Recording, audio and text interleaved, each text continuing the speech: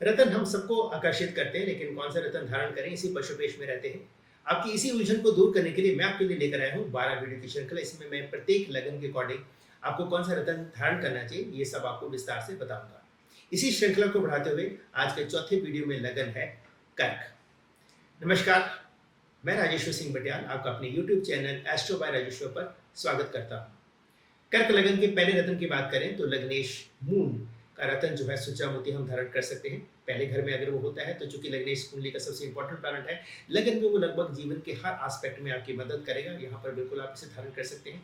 लग्नेश moon अगर दूसरे घर में होता है, हालांकि ये सूर्य का साइन है, दोनों की प्रगति में काफी फर्क है, लेकिन लग्नेश का धन भाव में होना आपको धन लाभ देगा। यहाँ पर आप बिल्कुल पहन सकते हैं और आपकी वाणी को भी ये जो है सॉफ्ट करता है। तीसरे घर में क्योंकि ये संघर्ष का है, बेनिफिट प्लैनेट मून को यहाँ पर बिल्कुल भी धारण नहीं करना।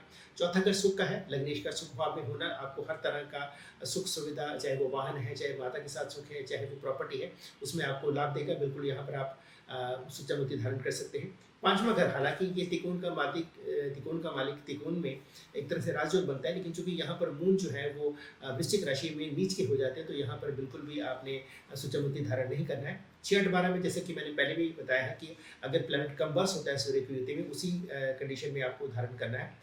सातवें घर में लग्नेश चूंकि अगर बैठे हैं तो वो लगन को देखते हैं, पर्सनैलिटी के लिए बिल्कुल अच्छा है, लेकिन अगर व्यक्ति यहाँ पर फिकल माइंड है और लोग इससे बहुत परेशान है तो यहाँ पर वो एस्ट्रोलॉजर से पूछ कर ही इसका रत्न जो है वो धारण करें। 9वें घर में, 10वें घर में और 11वें घर में, स्पेशली 11वें घर में मून जो है वो उच्च के होते हैं। यहाँ पर आप मून का सुच्चा मोती जो है वो बिल्कुल धारण कर सकते हैं। दूसरे रत्न की बात करें, 5वें घर के स्वामी मंगल का रत्न जो है वो रेड मूंगा है। आप पहले घर में, हालांकि पंचम का पहले घर में होना ये दिखने में तो बहुत अच्छा लगता है। अगेन ये त्रिकोण का मालिक केंद्र में एक तरह से राजयोग बनता है, लेकिन चूंकि यहाँ पर मंगल नीच के हो जाते हैं तो यहाँ पर आपने मंगल का रेड मूंगा धारण नहीं करना है। सेकेंड हाउस में आप धारण कर सकते हैं। विद्या आपने जो भी अर्जित करी है उसका आपको उसका लिंक जो है वो धन भाव से हो जाता है, लेकिन अगर आप यहाँ पर एक चीज़ का ख्याल रखें कि मंगल अगर आप सेकेंड हाउस में पहनते हैं, रेड मूंगा धारण करते हैं, तो आपकी वाणी थोड़ी प्रखर हो सकती है, थोड़ी तीखी हो सकती है। तो अगर व्यक्ति पहले ही बहुत स्ट्रेट फॉरवर्ड है तो यहाँ पर वो एस्ट्रोलॉजर से सलाह करके ही इसका रत्न धारण करें। तीसरे घर में करेज का हाउस है, संघर्ष का हाउस है, मंगल यहाँ पर बिल्कुल आप पहन सकते हैं, कोई दिक्कत वाली बात नहीं। चौथे घर में मंगल को धारण कर सकते हैं। 5वें घर में सब राशि मंगल को धारण कर सकते हैं। छठे, 8वें और 12वें में अगेन अगर मंगल कंबर्स है तभी धारण करना है। 7वें घर में मंगल उच्च का होता है, बिल्कुल आपकी कॉन्फिडेंस के लिए काफी अच्छा है, लेकिन अगर व्यक्ति को विवाह संबंधी अगर दिक्कतें आ रही हैं तो एस्ट्रोलॉजर से कंसल्ट करके ही आप इसका रत्न जो है वो धारण करें। 9वें, 10वें और 11वें में बिल्कुल आप इसका रत्न जो है वो रेड मूंगा धारण कर सकते हैं। तीसरे रत्न की बात करें, तीसरे रत्न जो है 9वें घर के स्वामी बृहस्पति, उनका रत्न पुखराज। अगर बृहस्पति देव आपके फर्स्ट हाउस में है, यहाँ पर वो कर्क राशि में एक्सॉल्टेड होते हैं, उच्च के होते हैं, बिल्कुल आप धारण कर सकते हैं। भाग्य भाव का लगन में होना एक तरह से राजयोग बनता है। दूसरे घर में बृहस्पति देव जो है वो आप धारण कर सकते हैं, क्योंकि भाग्य भाव के स्वामी धन भाव में बहुत अच्छा राजयोग बनता है। तीसरे घर की बात करें, हालांकि बृहस्पति देव यहाँ पर अपनी 7वीं दृष्टि से अपनी ही राशि जो कि भाग्य भाव में है उसको देखते हैं, लेकिन फिर भी यहाँ पर एस्ट्रोलॉजर से पूछकर आप इसका धारण करें। अगर आपको विदेश से संबंधी कोई इशू आ रहा है, यात्रा से संबंधी कोई इशू आ रहा है, उसी सूरत में आपको धारण करना है। अदरवाइज यहाँ पर बृहस्पति देव का जो रत्न है आपको धारण नहीं करना, अननेसेसरी की जो है वो मेहनत करवा दें। चौथे घर की बात करें तो चौथे घर में बिल्कुल आप भाग्य भाव के स्वामी सुख भाव में आप धारण कर सकते हैं। 5वें घर में बहुत अच्छा राजयोग बनता है।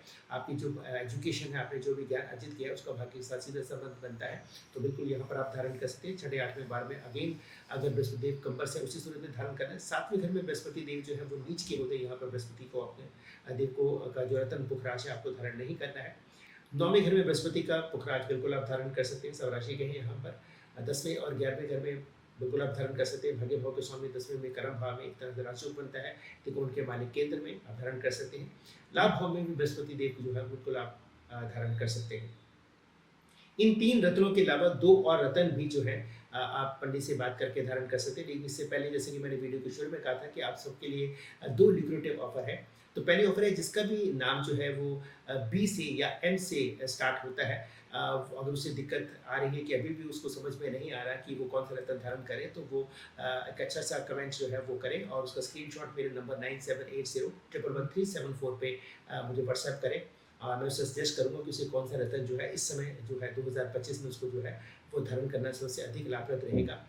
और दूसरा ऑफर है जो पहले 10 कमेंट हैं, उनको अगर जीवन में कोई क्वेश्चन भी पूछना है, कोई कठिनाई आ रही है, चाहे वो कार्य संबंधी है, चाहे वो संतान संबंधी है, या अपने जो शादी संबंधी कोई दिक्कतें आ रही है, तो किसी एक प्रश्न का जो है वो उनको मैं सॉल्यूशन जो है वो प्रोवाइड करूँगा।